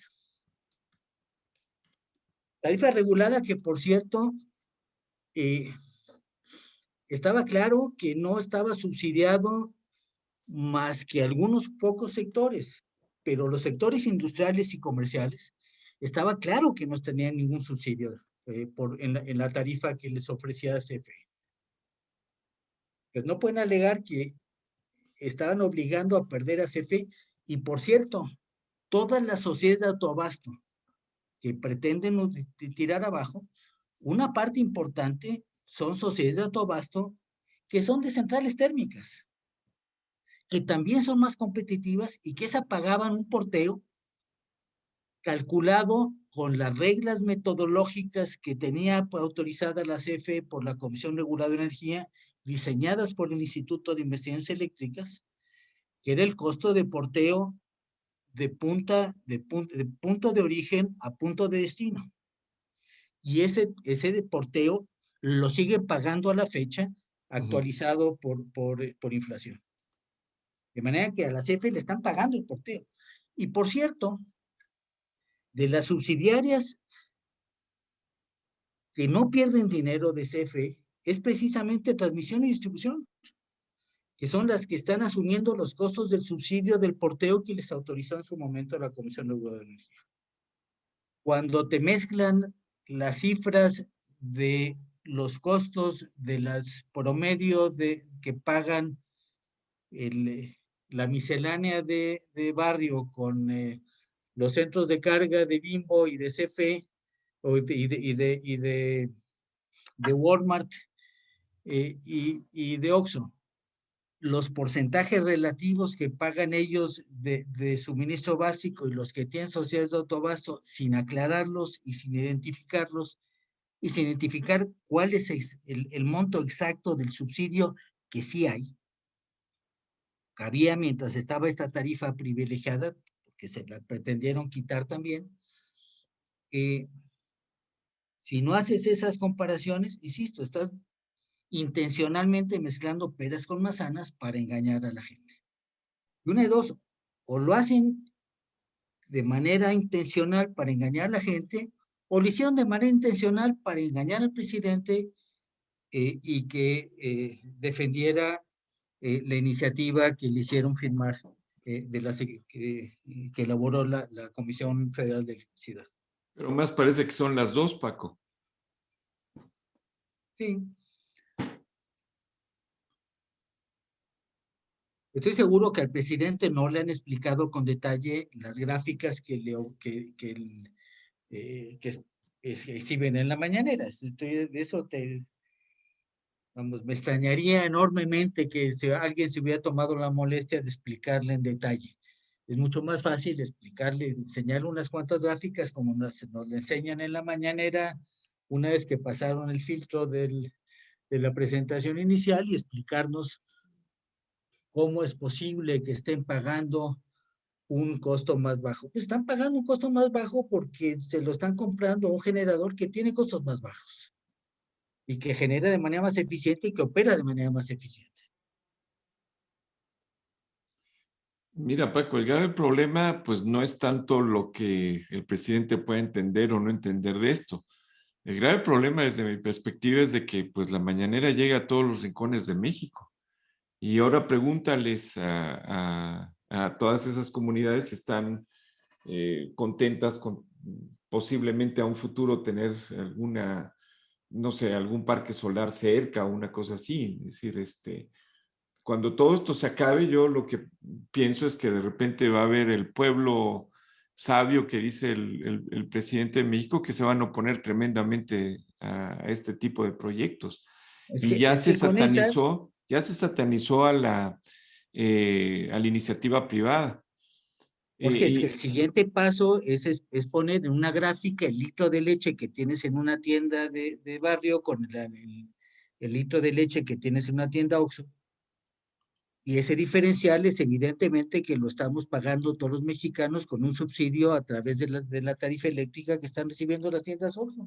Claro. Porque de otra manera no entenderías por qué la tienda de barrio tiene que vender un precio de la leche más alto que la tienda Oxxo. Esa es la misma lógica y el mismo fundamento, si lo explicas de esa manera. Claro. Es absurdo. Adelante. Sí, ¿cómo están? ¿Cómo están a todos? Buenas tardes. Víctor, pues como siempre, muchas felicidades por la plática que nos das y qué bueno que tenemos gente como tú en el país, porque eso es lo que deberíamos estar buscando, ¿no? Mira, yo tres puntos básicamente, con lo que comenta Paco Barnés, totalmente de acuerdo, y este tema de querer utilizar las definiciones y los conceptos para engañar a la gente, pues ya está siendo muy recurrente, hay mentiras por todos lados, y pues el señor tiene un megáfono de todos los días, y cómo competimos contra eso. Sí sería muy bueno, por los jóvenes que están en el país, por la gente que está estudiando en las universidades, en fin, hay todo un cuerpo de conocimiento en México, o sea, somos la 15ª economía del mundo, de tener las cosas claras como son, y esa es una tarea de que nos tenemos que preguntar nosotros cada día, cómo le hacemos para decirle a la gente la verdad. En los temas estos, pláticas que estábamos teniendo del tema de autoabasto, nosotros en particular en nuestro parque de autoabasto, pues es eso, o sea, pusimos una tecnología que es más barata y a nuestros socios autoconsumidores, pues le podemos dar una tarifa más baja. De hecho, a veces como que quieren usar los conceptos como si pensaran que la energía que nosotros estamos produciendo en Moctezuma, Chihuahua, físicamente se está transportando hasta una escuela, La Salle, que tenemos en Acapulco, cosa que no es cierto. O sea, la energía se consume donde se genera. La energía se consume donde se genera, y en el caso de nuestro parque, se está alimentando a campos agrícolas menonitas, que dicho sea de paso, tenían unos problemas muy serios porque no tenían suministro de energía, ¿no? Y había un problema serio en la zona porque también la CFE pues no contaba, cuando nosotros estábamos trabajando en el 2015, pues con infraestructura suficiente para poder satisfacer esa demanda. Entonces, nos estábamos ayudando todo a todos y por lo tanto, lo relativo que es este tema de subsidio, porque también es caso por caso, en el tema de las tarifas de transmisión y distribución, y si vemos a países, ya no se diga más, Estados Unidos, con sus programas de los investment tax credits, los production tax credits, el cash grant, o sea, son 30% del costo de proyecto lo destinan, y todavía tienen los PTCs y los ITCs hasta el 2026. ¿Para qué? Pues esas políticas públicas para poder orientar la inversión a esas áreas estratégicas a mediano y largo plazo que necesita un país en el mundo en el que vivimos, que estamos ir hacia ese tránsito hacia energías más limpias, ¿no? Entonces, todo tiene una razón, y nosotros esto de ir en contracorriente, y el último punto es la parte financiera. O sea, la parte financiera es importante. O sea, la inversión que nosotros se hizo para hacer ese parque le costó 0 pesos al Estado. 0 pesos. Y aparte de haberle costado esos 0 pesos al Estado, tuvimos que hacer infraestructura de interconexión que se le cede a la CFE. O sea, entre comillas, hay otros países donde te pagan un porcentaje o puedes deducir un porcentaje de esas inversiones, que son inversiones muy cuantiosas, ¿no? En temas de interconexión. Y finalmente, pues este tema de que el costo de financiamiento, que a valor presente es el porcentaje más alto del costo de proyecto, porque siempre el tema de el promedio ponderado de costo de capital, que es deuda y capital de riesgo, ese costo de tasa de interés promedio pesado es la componente más alta en este tipo de proyectos, y el poder conseguir esas tasas. ¿Por qué? Pues porque consigues fondos de inversión que están viendo estos proyectos con un esquema de renta fija, ya que no tienes un riesgo de combustible asociado al proyecto, y por lo tanto piden tasas internas de retorno que cuando estaba la parte bollante del sector de renovables en México, estaban oscilando hasta en el 7, 8, 9, 10%. Es increíble, ¿no? O sea, yo quisiera saber si la tasa de retorno de un proyecto de CFE que le pide a sus proyectos de inversión, quisiera saber qué porcentaje es, porque a lo mejor es más alto que ese 7, 8, 9, 10% del retorno que le está pidiendo el fondo de maestros, de pensiones del gobierno de Canadá. ¿Ok? Entonces esa parte también es la que no ven, pero es que ya estamos en un tema en donde ellos ya están subidos en su caballo y ya no escuchan a nadie, y peor que eso, acomodan información a su conveniencia. Y es un tema, pues primero es un tema muy triste, porque llevamos, si nosotros necesitamos de algo como país, es de la implementación de infraestructura para que pueda detonar desarrollo económico. Y estas cosas que estamos haciendo hoy, nosotros pues hemos tenido ya varios fondos que nos han dicho, ¿sabes qué? Muchas gracias, y ahorita México no es parte de lo que yo voy a estar viendo. Esa confianza nos va a llevar, pues, decenas de años, o sea, ojalá sean 10 años, sí, pero cada vez es peor, ¿no? Entonces, esa es una parte muy crítica de costo de infraestructura que el gobierno y el Estado no va a tener las fuentes, si no lo tiene el gobierno de Estados Unidos, si no lo tienen las potencias mundiales, no tienen el dinero que alcance para poder implementar el programa de infraestructura que necesitan para servicios públicos. Y hay una gran parte del mundo que está viendo en estos esquemas novedosos, creativos, etcétera, para poder hacerse de inversiones de fuera de lo que es la inversión del Estado, para poder tener un desarrollo de infraestructura más acorde a lo que es, pues, la demanda de la población, ¿no? Y con eso termino, y muchas gracias, Víctor, por tu plática. Gracias. Buena tarde. Les quería mostrar una tabla de los térmicos porque es muy interesante cómo se ve. Es una lógica completamente distinta, y esas a veces no la tenemos en cuenta. Miren, esta es una que se actualizó ya por últimas allá en 2015, en pesos de 2012, y es lo interesante es que tiene, digamos, las zonas, las tensiones y las zonas, ¿no? Incluso la magnitud de la transacción. Entonces, este es el ejemplo de una matriz de cargos digamos, una transacción de 40 en tensión de envío de 115 y en tensión de recepción de 115.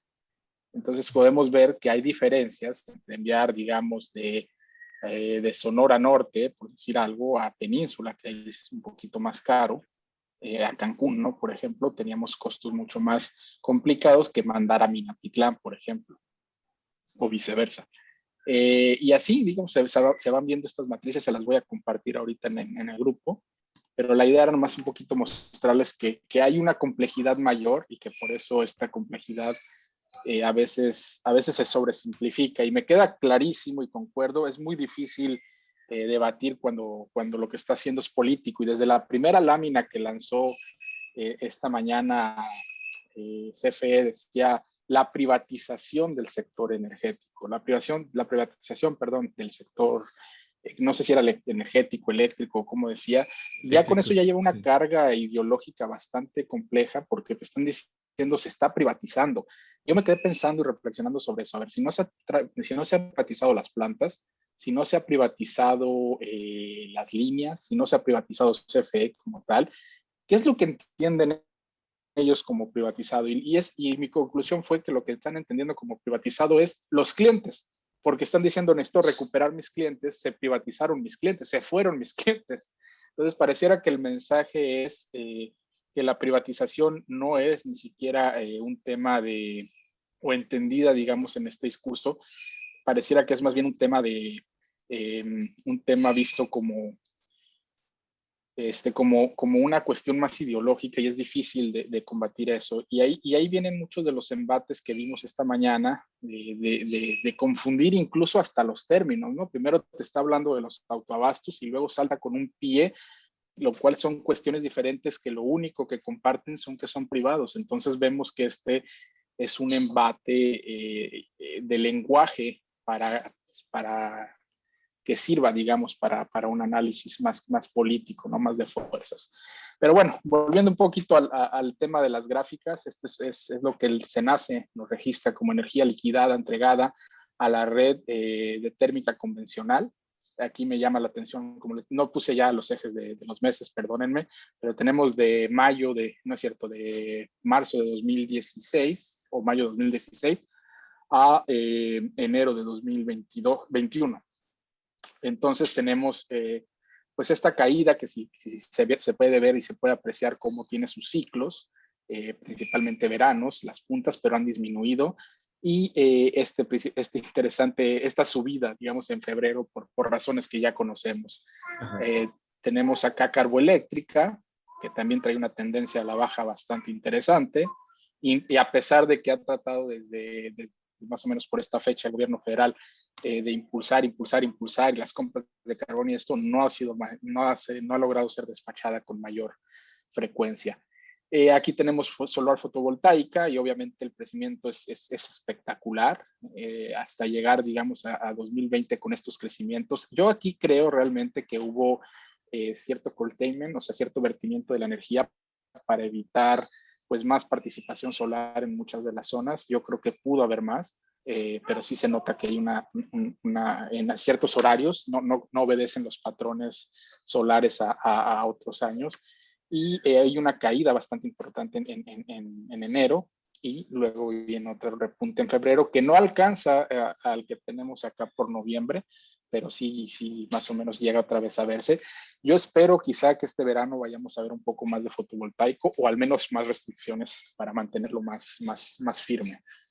Eólico, pues es un poquito más, se nota la tendencia al alza, pero es un poco más variable, ¿no? Esa es la variación que tiene. Aquí me gusta mucho esta gráfica de ciclo combinado, porque vemos la caída que tuvimos particularmente en diciembre, enero y febrero, y particularmente la de febrero, que es bastante, se va por debajo, digamos, de mínimos históricos, y pues son 3 días donde ciclo combinado estuvo pues bastante limitado. Combustión interna me llama mucho la atención también, como se nota que es parte de las piqueras que están ahí para mantener los picos, y se nota, digamos, este crecimiento que tuvo a finales de año del año pasado, y la caída que tuvo ya a principios de este año. Hidroeléctrica aquí tenemos expertos en hidroeléctrica, pero a mí me llama mucho la atención, es muy cíclica, o se pueden ver, digamos, los ciclos bastante interesantes, y hay un crecimiento que hubo particularmente en 2019-20, y que se volvió a desplomar un poquito ya a finales de año y 2021. Todos conocemos esto que pasó en Tabasco, y las últimas solicitudes, ¿no? de no almacenar agua para mantener la seguridad de la zona. Quizá nos puedan explicar un poquito, el doctor que aquí está, pero pues yo veo bastante cíclico el tema hidroeléctrico, que obedece mucho quizá a la temporalidad, a la estacionalidad, perdón.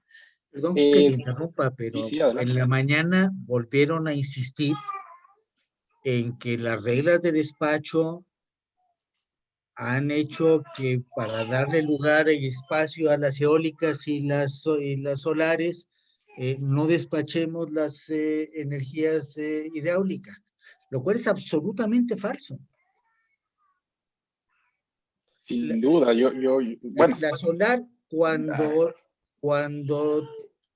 si acaso impediría que entraran las hidráulicas es cuando tienes el sol encima en la cabeza y es cuando menos te conviene soltar el agua que tienes en las presas. El agua que tienes en la presa te conviene soltarla cuando tienes tu pico de demanda, que no está coincidiendo todavía en México con el pico horario de aires acondicionados como en Estados Unidos, porque no mucha gente tiene acceso a aires acondicionados en este país. Entonces, lo que tienes en esta gráfica es claramente un reflejo del comportamiento que tienes en la necesidad de aprovechar el agua en las horas pico de los días hábiles del mes, cuando tienes agua disponible en las presas. Bueno, yo creo que ahora sí... No han sacado de su error al presidente, lo han engañado y no lo han sacado de su error. Pero fíjense que hay un tema interesante ahorita con Laguna Verde. Se cayó la generación por completo, es algo muy raro, pero dejó de generar un par de días en enero y febrero, finales de enero, principios de febrero, y para cuando fue el apagón estuvo generando a la mitad. Y eso hizo incluso pues que hubiera más necesidad de energía en su momento, pero para perdón, dije apagón, para las fechas digamos, de alerta crítica de gas en el norte, no estaba Laguna Verde a su capacidad nominal, estaba a la mitad. No sé si hubo un cambio de combustible que coincidieran los dos reactores en el mismo momento o en su defecto que solamente haya entrado uno primero y después el otro. Ahorita ya está más o menos en sus niveles, pero sí se puede ver esa caída que tuvo bastante interesante ahí ya en enero y la levantada que lleva ya en febrero. Y pues Turbogás, pues para mí es algo que se ve muy estable, que tiene su seasonality muy claro. O sea, hay momentos de bajas, altas, y ahí se ha mantenido en los últimos 4 o 5 años. Esto es, digamos, más o menos lo que ahorita estamos viendo, que es difícil a veces separar.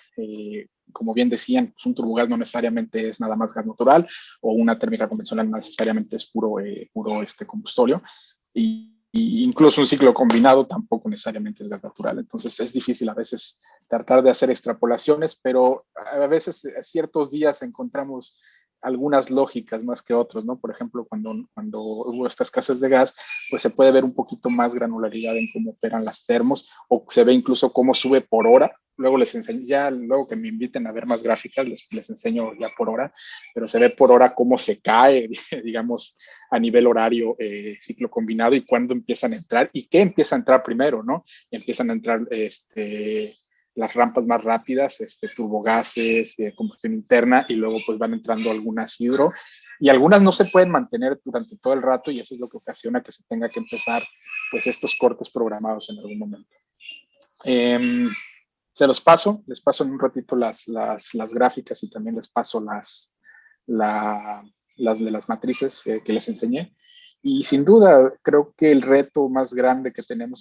y nada más 2 comentarios adicionales. Uno, ahorita que decían que está mezclando peras, manzanas, melones y sandías. Algo bien interesante es que a mí me encanta meterme a los datos, y algún día les platicará Abril porque me emociono cuando escucho yo los datos. Pero me puse a revisar a febrero de 2021, tenemos ya datos de los usuarios y los consumos de CFE, y si los analizamos a lo más a nivel desagregado que se puede, realmente este consumo medio de 500 kilowatts hora de por sí ya se veía muy alto, y ya analizándolo es un consumo casi a nivel DAC. E incluso puedo decir casi que es DAC, porque el mes anterior pagó prácticamente lo mismo, su consumo fue lo mismo, y están fuera de verano. Por lo tanto, yo creo que ese consumo que nos mostraron en la mañanera no es el consumo medio de una familia. El 53% del país está en tarifa 1. Y eso significa que si hacemos una media aritmética nada más, así para ver cuánto se consume, en el país tarifa 1 consume 90 kilowatts hora en promedio al mes. Entonces estaríamos hablando de un recibo al bimestre de 180 kilowatts, que más o menos, si comparamos, pues tiene 140 kilowatts hora digamos, de tarifa subsidiada y medio subsidiada, como le dicen, que sería básica e intermedia, y el resto se paga en excedente. Entonces, para llegar a esos 2.3 que dijeron en la mañanera, pues te tienes que salir a DAC para tarifa 1, 1A, 1B y 1C. Y para el resto, pues quizá tienes ahí un poco. Ajá. Perdón, un paréntesis nada más para nuestros amigos de Brasil y de Perú, si puedes comentar ligeramente lo que es DAC, porque a lo mejor Okay. se puede. Perdón, Paul. No, no te preocupes. Y las otras no sé tarifas cómo poner. también, Paul. O sea, explica cada una de las tarifas porque si no, no van a entender. Bueno, en México tenemos, bueno, luego es complicado también porque tenemos un modelo tarifario residencial legado también. Es un modelo que sobrevive todavía de la ley del servicio público. O sea, legado quiere decir que fue heredado, por decirlo de alguna forma. Exactamente, Adelante. previo a la reforma energética. Exacto.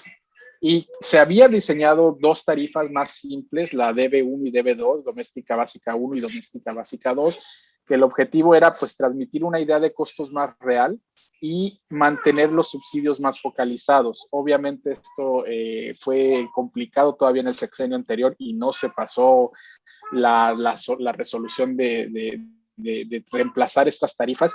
Y en México entonces impera una serie de tarifas residenciales que es 1 a 1, A, B, C, D, E y F, o sea, 7 tarifas con un número 1, y que están distribuidas en el país con una lógica, y la lógica es muy sencilla, el clima. Si la temperatura media está por encima de 25 grados, te toca la 1B. Si está por encima de 26 grados, y así va subiendo hasta que llegas a las más altas temperaturas para tener la tarifa 1F, y lo que hacen es, no es que se subsidie más per se, porque el subsidio, digamos, no me gusta llamarle subsidio, pero digamos, el aporte está en la parte básica y en la parte intermedia, y la semi-intermedia están más o menos equilibrados. Lo que hacen es expandir la bolsa, es decir, te doy más kilowatts hora que puedes consumir en verano para que no se te acumule en verano el exceso de consumo energético. Esto es algo muy peculiar porque analizado en el mundo, México tiene esta idea de que se debe de medir la tarifa o subsidiar la tarifa por confort térmico. Es como si vivir en Arizona, por ejemplo, en Estados Unidos, te diera un costo de energía mucho más barato que vivir en Nueva York porque tienes que prender más el aire acondicionado. Y ese es un tema interesante sujeto a debate porque mucho de la riqueza nacional no necesariamente está en clima, no necesariamente está en estos climas. Por ejemplo, si hablamos de Los Cabos o Cancún, pues en algunos casos tienen tarifa subsidiada que está simplemente a nivel de calor. Y es un debate, no estoy diciendo que sea bueno o malo, pero en mi punto de vista es muy complicado tener tarifas de temperatura, y más porque muchas de estas tarifas se utilizan son discrecionales muchas veces y se utilizan convenciendo a CFE, y tenemos el caso de Tabasco donde se estableció la tarifa más subsidiada, la 1F, a todo el estado, sin mediar una razón ya ni siquiera climática o de pobreza, simplemente porque pues así fue la decisión del Ejecutivo Federal. Entonces, esta serie de tarifas que tenemos en el país, sería muy interesante compararlos por PIB municipal, porque yo creo que eso nos daría una idea también de cómo está, perdón. Sí, adelante, Pablo. Yo creo que eso nos daría una idea muy interesante de dónde estamos dejando la mayor parte de los subsidios del país y por qué se está distribuyendo de esa manera. Sin embargo, sigo insistiendo que la mayor parte de los usuarios en este país siguen siendo tarifa 1, 53% del país, y realmente las tarifas 1F y 1E, que son las más subsidiadas, pues más o menos es el 10% del total. Y ese era un tema que les quería comentar, porque para llegar a esa media de 2.30 domésticos sin subsidio, es muy difícil. No cualquier familia. Eso no refleja la media nacional, y eso es lo que quería transmitirles. Aún si fuera verano, y aún si estuviéramos hablando de tarifa 1E y 1F, es muy difícil de que eso pondere lo suficiente como para que el resto nacional te llegara a 2.30. Es una cantidad enorme. La realidad es que el promedio nacional, yo creo, de usuarios sí debe estar entre 1.70, 1.80, y está muy lejos de esos 50 centavos adicionales que agregó la CFE en la mañana. Y ya por último, Jorge, muchas gracias por el tiempo que les robo, pero les quería comentar. Es un placer, muy buena información nos estás dando, Paul. Al contrario, nosotros te estamos robando tiempo. Adelante. Muchas gracias. No, y un comentario que hizo José antes de mí era que si más o menos cuánto estaba el WACC de CFE, no sé si malentendí. Yo revisé en alguna ocasión el proyecto ejecutivo de Tuxpan, el ciclo combinado de 1 giga que querían hacer allá, y el WACC que tenía era de 9.3 o 9.7, no recuerdo exactamente, por ciento. Entonces, no sé si eso sirva un poquito para las comparaciones. Excelente. Entonces, a ver, en conclusión, las gráficas que se vieron hoy en la mañana, donde se comparaban lo que pagaba pues decían ahí una tiendita, una cosa así, pues nada más es el 10% cuando máximo de lo que es la realidad. Es decir, el 90% lo olvidaron de tal forma que pues sí fue amañada las gráficas que presentaron. Gráficas a modo, o sea, quieren vender la historia y como les ha fallado muchas de las narrativas, ahora la están vendiendo a casi en términos de injusticia. No es justo que ellos paguen menos y tú pagues más, y creo que eso les salió al revés, ya lo mencionaban. Yo creo que ellos esperaban que iban a decir es cierto, es injusto, y la gente lo que empezó a decir es, ¿y por qué yo no pago lo que pagan los demás? Porque yo estando con CFE termino pagando más de lo que debería estar, o por qué yo no pago lo que Bimbo, o por qué yo no pago lo que Walmart. Independientemente de que se pasaron las tensiones por el arco, es interesante ver que sí están utilizando la información a modo para sostener una narrativa, pero finalmente pues ha sido mixta la reacción, no ha sido una narrativa tan sólida como para que el resto de los ciudadanos diga, ya entendí por qué está mal todo, ¿no? Si hay tema, si hay forma de tocar, y uno de los puntos que a mí me gustaría incluso entender y saber qué está pasando es qué pasó en las fechas del gas, ¿no? ¿Cuánto costó realmente? ¿Cómo operamos? ¿Cuánto salieron las renovables? Ese tipo de cosas a mí me gusta mucho un poquito, tratar de entenderlas ya en números, ¿no? Y entender un poco más el despacho fuera de lo que nos dicen.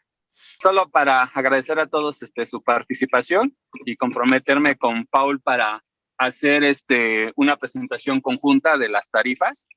Importantísimo agregar a todo lo que comentaron, las pérdidas, todo aquel que pague electricidad en cualquiera de la forma de pago, legado, vieja ley, nueva ley, paga una parte de pérdidas, y en esas pérdidas van pues todos aquellos que se conectan en Diablito y no pagan su energía. Ajá. O al final recuerden que toda no puede existir un balance exacto de que genero 10 megawatts y consumo 10 megawatts. Siempre se está generando un poquito más, de tal suerte de que no se venza la inercia del sistema, para que si yo de repente enciendo una máquina muy grande, pues bueno, está el tema de que voy a poder soportar ese encendido de esa máquina, y por eso siempre tengo un poquito más de energía generando. Y la que no se consume, pues siempre se pierde, o sea, se va a tierra. Y todos, cual sea la tarifa, pagamos esa parte de pérdidas.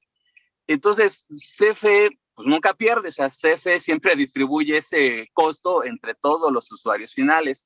Y en ese tenor, una particularidad con la gráfica que mostró Víctor, implica que cuando dice que las turbogás costaron 8,350 y tantos en el mes de febrero, cuando en promedio siempre el precio marginal local está alrededor de 600 pesos, pues subió multiplicado por 11.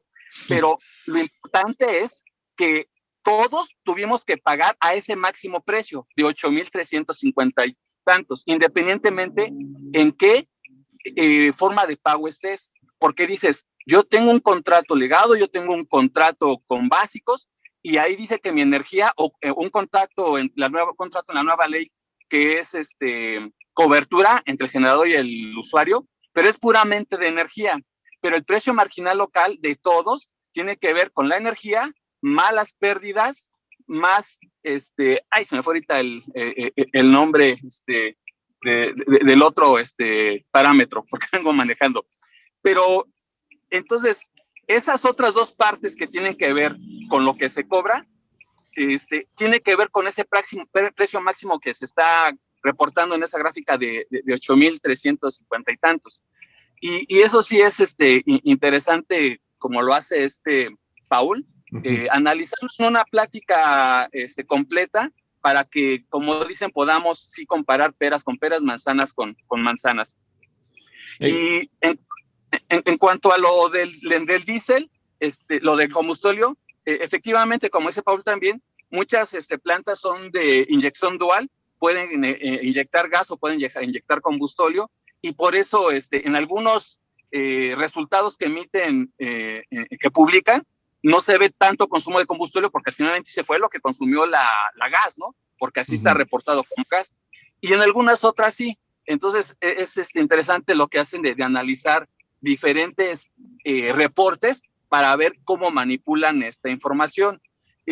Finalmente, comentar que el combustóleo, aunque por ahí dijeron que lo bajaron de precio para poder entregarlo a CFE, y de todos modos, ese precio que de $1 o algo así dijeron respecto a los 8 que siempre cuesta, la diferencia de 7 tampoco la pierden, al final también la trasladan hacia nuestros impuestos. Es decir, el combustóleo por donde se vea es pérdida económica para México, y como lo vimos en la semana pasada, es también contaminación que afecta a los habitantes. Es lo que quería comentar, Jorge. Muchas gracias por permitir la participación. Gracias a ti, Leandro. Por favor, ten mucho cuidado, mucho cuidado ahorita que estás manejando. Cada vez que pasa este tipo de desinformaciones en la mañanera o sale la reforma, etcétera, hay un grupo, somos un grupo de personas que los medios inmediatamente acuden a nosotros de alguna forma. Curiosamente, en esta ocasión han sido pocas las entrevistas, esa sí es la realidad. Yo te puedo decir que hay veces que estamos en gira artística, hay unos más, sobre todo Víctor, o sea, puede tener 12 entrevistas al día, Paul también, Gonzalo Monroy y muchos otros más que están en eso. Entonces, sí hay una cobertura por parte de los medios de comunicación. Hoy, en esta ocasión, la verdad estoy fuera de México y no he visto cómo está no he visto cómo ha estado la cobertura del día de hoy en este sentido. Incluso no pude ni terminar de escuchar bien la mañanera de Bartlett, por eso no he podido participar mucho hoy. Pero, lo que sí creo, definitivamente es, yo creo que lo que podemos hacer es, yo te propongo esto, porque son muchos temas. Está el tema de la salud y el medio ambiente, ¿no? Está el tema de la competitividad, está el tema ahorita de, que no es de hoy, sino ya digo, hoy se exponenció más, pues porque salió Bartlett en la mañanera, pero ya este tema de Bimbo, Oxxo y Walmart, pues lo tocó el presidente desde hace una semana aproximadamente, ya dando este tipo de cifras. Entonces, yo creo que lo que podemos hacer es aprovechar un poco, a lo mejor juntarnos en pequeños grupos, Sí. con Paul, etcétera, que tengamos ya como Leandro ahorita propuso, y empezar a bajar, porque no es entendible para todos los medios, digamos, para un financiero, para un economista, quizás estas gráficas que presenta Paul son ideales, y lo mismo, Víctor tiene la cualidad de ser muy, muy local, entonces su vocabulario es mucho más fácil de comprender. Lo que podemos hacer es juntarnos en pequeños grupos y empezar a traducir esta información, dar las gráficas y el mensaje correcto para que la gente lo entienda. Pero esto es nuevamente, como lo he comentado en otras ocasiones, esto es a nivel medios de comunicación. Lo que podemos hacer es que si varios de nosotros o varios de ustedes tienen esta posibilidad de participar en medios, ya sea que con sus empresas los ayuden o nosotros también los podemos ayudar a concertar algunas entrevistas en medios de comunicación, se puede hacer para que empecemos a difundir un mensaje homologado.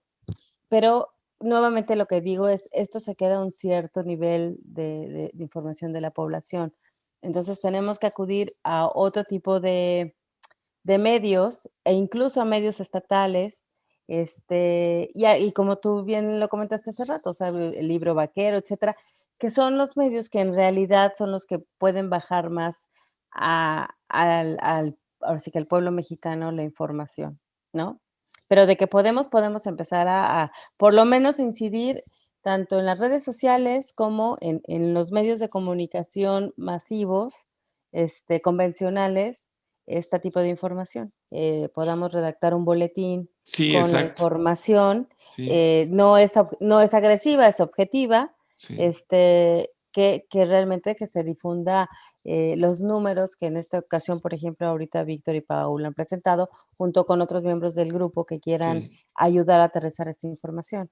Ahí está Paul, Claro. sí, ahí está Paul. Platico con Paul y con Víctor. Si alguien más quiere participar con nosotros, hacemos, como te digo, un primer saque, se los mandamos y ya tomamos entre todos también esta decisión. Bueno, buenas noches a todos. Para mí es un gusto, de primera vez que tengo la oportunidad de estar reunido con un grupo tan directo en un sector que es el que yo más o menos ando aquí en Perú, y estoy viendo pues que desgraciadamente yo creo que ya pareciera una cosa orquestada para todos nuestros países que somos más o menos hermanos, que tenemos la desgracia quizá de tener recursos naturales y ser atractivos probablemente para algunas potencias, y pareciera ya que hay pues una especie de, así como es como el lenguaje inclusivo que hay ahora y el lenguaje de género en el cual ya no se puede decir todos, sino hay que decir todes, porque tienes que hablar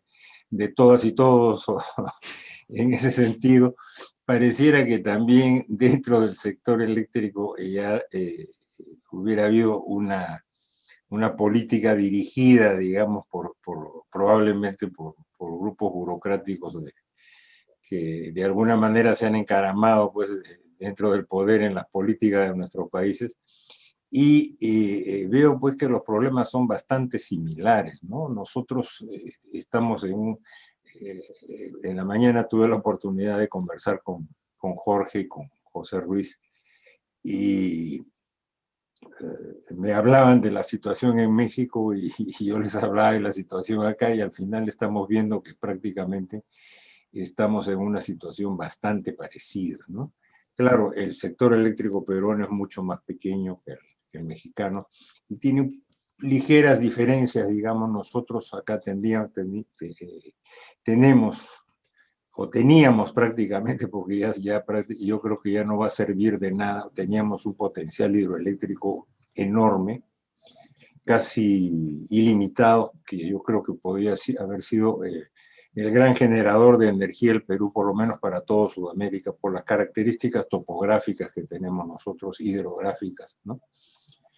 Y eso ya prácticamente no es aprovechable, porque una de las razones es por el costo, que hacer una hidroeléctrica cuesta mucho dinero, sobre todo que es una inversión inicial muy fuerte. Si bien la obra civil puede durar 100, acá y tenemos nosotros hidros, escuchaba que en México la vida útil la estiman probablemente en 40, 50 años, pero acá tenemos hidro que tienen más de 100 años despachando y despachan y compiten con las últimas, con las más modernas.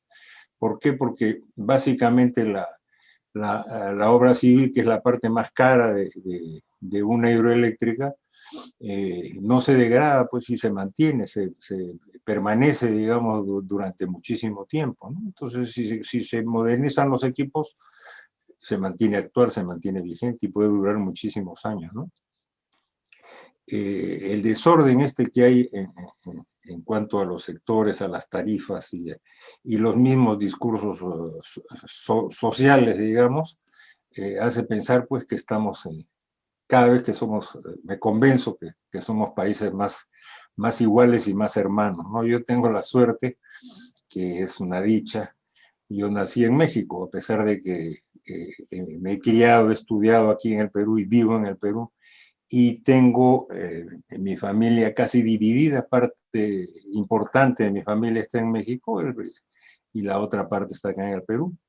Y bueno, por cuestiones circunstanciales acá hice mi vida y ya va a ser un poquito difícil que solamente para ir a visitar a los parientes y a comerme unos taquitos nada más y ver siempre que es un país hermoso México, ¿no? Tenemos cosas muy parecidas, tenemos culturas muy similares. Nosotros fuimos los centros de la conquista española, fuimos los dos polos importantes. ¿Por qué? Porque teníamos las culturas ancestrales también más importantes, ¿no? Y eso nos ha hecho pues parecidos, ¿no? Y los problemas que tenemos son parecidos y la forma de pensar es parecida, ¿no? Ahora, avisoro momentos muy malos. A mí me decía Jorge que soy muy pesimista y tengo una visión No, nunca. En realidad yo creo que mi visión es realmente realista, ¿no? Y lo que tenemos que hacer pues nosotros es, al margen pues ya de lo que pase, tratar de ser creativos y tratar de buscar soluciones que nos lleven a salir adelante y a tratar de sacar adelante nuestro país, porque todos queremos mucho a nuestros países, ¿no? Esa es una característica nuestra, que a pesar de que nos golpean y nos maltratan, no sé, acá le decimos amor serrano a eso, pues más me pegas y más te quiero. Bueno, acá nuestra patria nos castiga, pero igual la queremos. Así que ha sido un gran gusto participar esta noche y cuando haya oportunidad y se pueda, con todo cariño y con todo gusto, y si me invitan voy a participar. Lucho, pues esta es tu casa, ya lo sabes, ¿no? Y cuantas veces quieras venir aquí con nosotros, eres bienvenido, esta es tu casa, como te dije. Ahorita, déjenles comentar, hay una estrategia también con los hidrocarburos. Ahorita hay cientos de carrotanques estacionados en Tula y en las estaciones que están alrededor por un conflicto entre Víctor Flores y los ferrocarrileros. Perdón, Melu, se cortó tu voz, no te oímos la última parte que comentaste, perdón. Que hay un conflicto para mí que es fabricado entre Víctor Flores, el líder de los ferrocarriles, y Kansas City, por un tema laboral.